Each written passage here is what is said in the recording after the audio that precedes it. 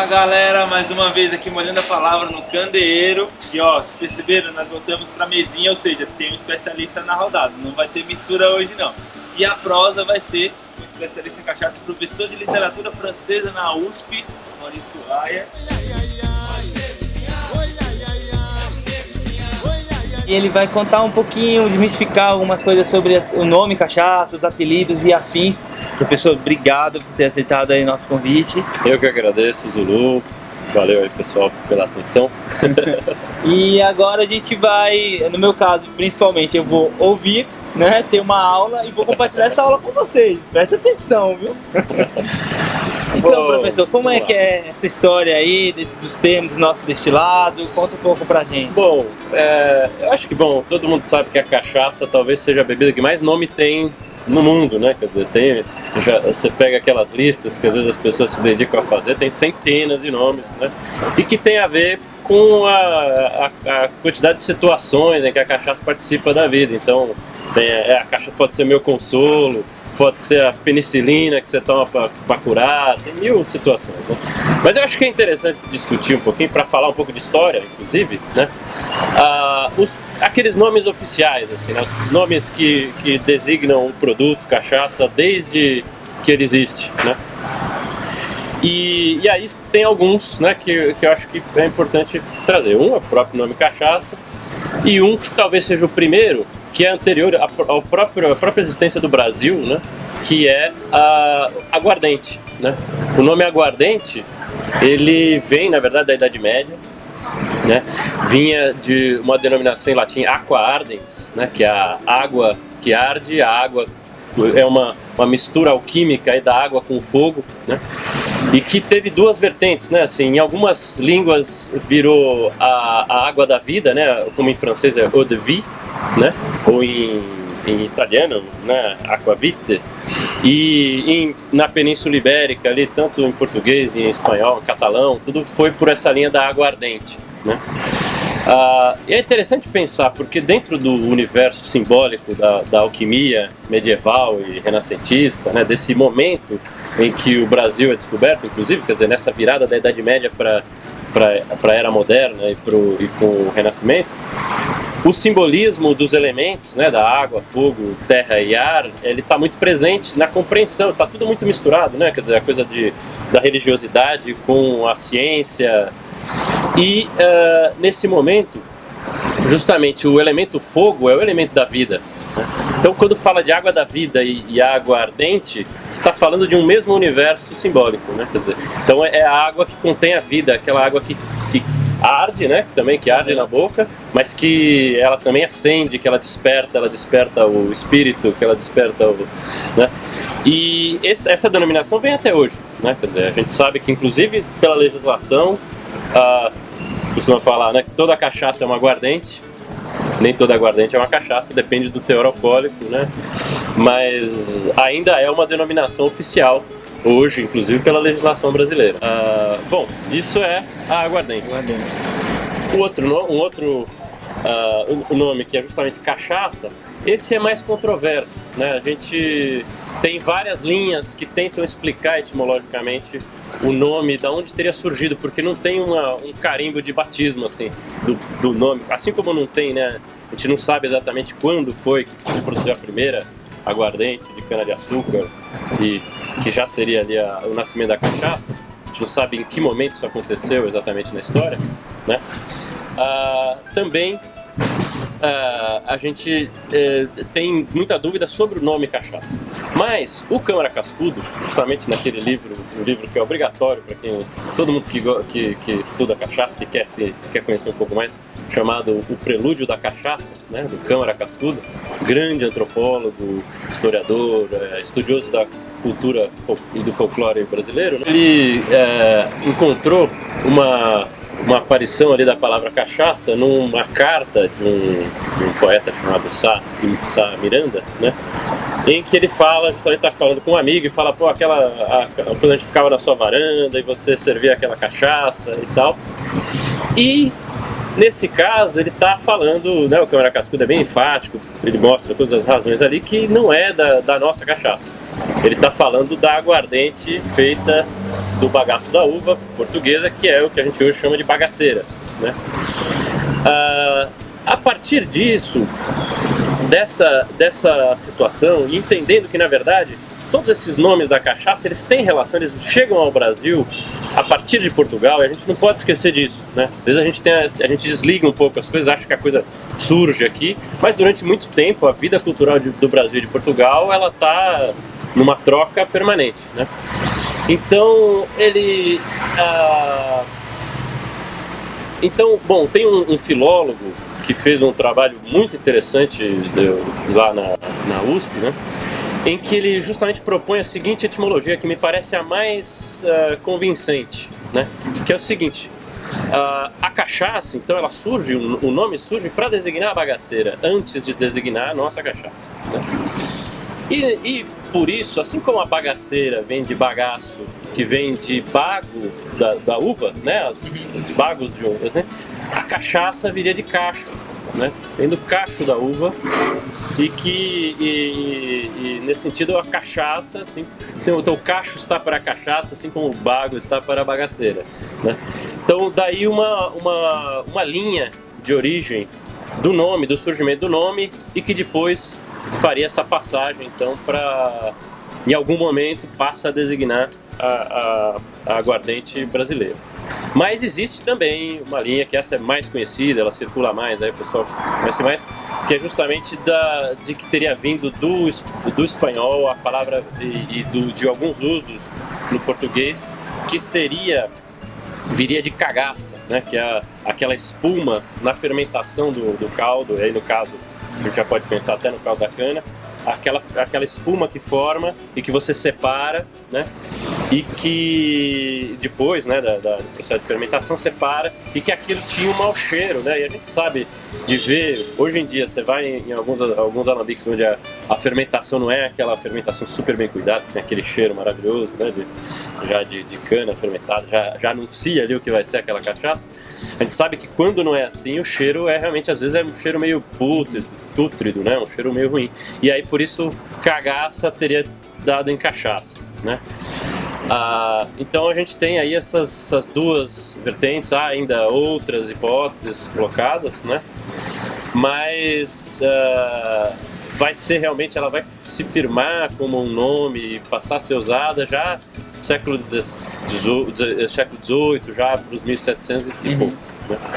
Antes disso, inclusive, nesse período todo colonial, o nome que hoje não existe mais, né, assim, mas que é o nome que historicamente tem uma grande importância, era a jeribita, né? Que provavelmente deve origem à pirita, né? Mas que eu também não sei a origem, não conheço o porquê disso, mas a exportação de cachaça e a cachaça foi um produto muito importante na história do Brasil, como a moeda de troca no tráfico de homens escravizados, né? A gente sabe disso, quer dizer, os navios iam para Angola, metade praticamente era cheia de cachaça e voltava dos seres humanos escravizados, né? Então os comerciantes de cachaça eram chamados justamente os jeribiteiros, né? Durante muito tempo isso, né? Até que esse nome hoje meio que se perdeu. Quer falar alguma coisa, Lúcio? Eu vim aqui só observando. Tem uma... Na conversa que a gente teve um pouco antes, você estava me contando um pouquinho sobre o que provavelmente chegou no apelido Pinga, saindo um pouco do nome formal da cachaça, né? Que a gente tem, eu como profissional do serviço, desde que eu comecei a trabalhar no bar, sempre cada um tinha uma explicação informal ali sobre, não, cachaça, pinga é um jeito carinhoso de chamar, mas acabava que ninguém sabia explicar direito, tem aquela lenda que não faz o menor sentido, que pingava nas costas, claro, e tal, e aí, enfim, não faz o menor sentido, a gente nem vai perder tempo em replicar, obviamente, mas você estava me explicando que tem um certo contexto. Exato. Pinga, o pessoal costuma contar, e que não é desprovido de razão, assim, é a coisa de que o alambique pinga, né? Uhum. Isso, inclusive, historicamente, isso está documentado, que está relacionado, sim, com o alambique, né? Já de muito tempo, né? Mas está relacionado, mas tem que colocar num contexto mais amplo também. Primeiro que está relacionado com o alambique, mas também pensando em Portugal, né? Quer dizer, não é uma coisa que surge no Brasil e hoje ninguém chama a bagaceira de pinga, né? Mas aquilo que pingava do alambique, sim, era chamado de pinga, né? Todo produto de um alambique, muito antes de usar esse nome para cachaça. Entendi. Mas se a gente estende um pouco a pesquisa e começa a entender como é que era usado, a palavra pinga, isso está tanto nos romances, nos dicionários antigos, né? A gente pega dicionários de 1712, dicionários portugueses e mesmo relacionados ao Brasil, né? A língua que era falada no Brasil, já naquele momento, a gente vê que pinga, ela estava muito mais relacionada ao vinho. É uma palavra, primeiramente, quando você vê a pinga, e a pinga não quer dizer o produto, mas uma quantidade. Então, unidade de medida, claro. Uma unidade de medida, mas assim, uma unidade quase como uma dose, né? Um pingo seria, vamos dizer, uma gota, e uma pinga seria uma dose, assim, né? Uma quantidade, tipo isso aqui seria uma pinga, né? Então, por exemplo, é até interessante, tem um exemplo que eu gosto de dar sempre que já traz a literatura. Tem um autor brasileiro, né, nascido em Ouro Preto, e que escreveu durante o século XIX, né, chamado Bernardo Guimarães. Ele é muito conhecido por ter escrito um livro chamado A Escrava Isaura, né, que virou novela e tal. Mas tem um romance dele onde ele fala justamente da colonização e da exploração do ouro ali em São João del Rei, né, na região de São João del Rei, onde num dado momento tem um grupo de portugueses ali que vão entrar numa casa e diz, bom, eles entraram para tomar uma pinga, né? Eu falei, opa, o que é isso, né? Vão tomar uma cachaça, né? E na hora que você vai ver, não, ele serve uma pinga de vinho, né? Aí, bom, o que é essa pinga de vinho, né? Num momento um pouquinho depois, esse mesmo grupo de portugueses, eles vão fazer uma expedição lá para encontrar uma mina de ouro e tal, sendo guiados por um índio, assim, e eles levam um cantilzinho de aguardente, né? E aí chama aguardente, né? E aí é que você vai ver que justamente, comparando os dicionários todos da época e anteriores, inclusive, você vê que pinga queria dizer uma dose, e em geral de vinho. Então era uma pinga de vinho, ou seja, um fundo de copo, assim, um copo de vinho, falava uma pinga de vinho. E você tem exemplos nesses dicionários, por exemplo, de falar, e aí passa a ser usado também para aguardente. Então você tem um exemplo, uma pinga de aguardente, né? Então, o que eu imagino, né? Como é que isso depois a pinga virou um nome da cachaça, um dos nomes mais conhecidos, mais comuns e tal, né? Provavelmente, isso já pensando pós Minas Gerais, né? Quando Minas Gerais já tem essa interiorização da cachaça, né? As pessoas iam lá nas vendas, iam nas tavernas, iam lá iam beber, né? E pedia, provavelmente nisso, veio uma pinga de aguardente, né? E aos poucos, como na verdade só se vendia aguardente ali, salvo quando aparecia um vinho, quando alguém trazia um vinho, aos poucos, lá nos interiores todos, no interiorzão do Brasil, uma pinga era aguardente, não tinha dúvida, era cachaça, né? E a partir daí passa a ser a mesma coisa, né? A pinga é a cachaça. Legal. Tem um outro, não sei o quanto isso ganhou o território inteiro, mas tem um período e uma região específica, falando de Paraty, que quando a cachaça ela começa a sair da costa ali Paraty, invadindo para Minas, eu não sei se foi final do século XVII ou começo de XVIII, final de XVIII, começo de XIX, quer dizer, que tem também a tradição de chamar aguardente de cana de Paraty, não como região, mas como definindo o destilado. Teve esse período também de ficar o destilado cachaça ser chamado simplesmente por Paraty, foi um pouco mais para frente? Não, Paraty era a cachaça produzida em Paraty. Sim. Né?